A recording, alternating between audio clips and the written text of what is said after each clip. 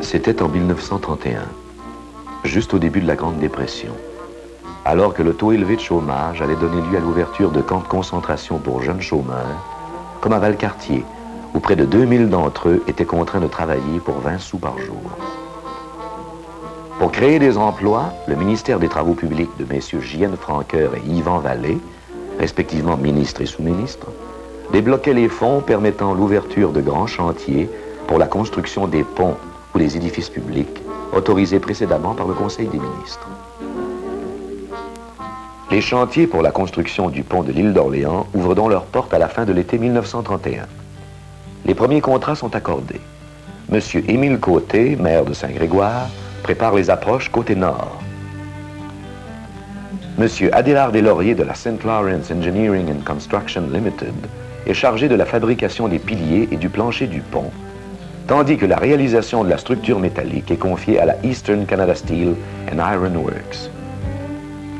Plus tard, les travaux pour la construction de la travée centrale, suspendue au-dessus du chenal nord, sont confiés à la Dominion Bridge of Canada Limited.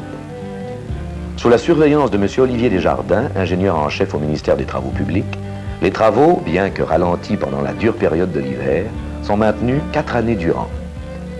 Entre 150 et 400 ouvriers sont employés sporadiquement à la réalisation de cette entreprise colossale. Pour pallier les inconvénients de l'hiver et des marées, on dut recourir à des méthodes peu usuelles. Ainsi, pour fabriquer les 6 piliers en béton, on s'est servi pour 2 d'entre eux de caissons pneumatiques entièrement construits sur un chantier flottant, tandis que pour les 4 autres, on a utilisé des batardeaux en bois construits sur la glace en hiver et remorqués au printemps au site du pont.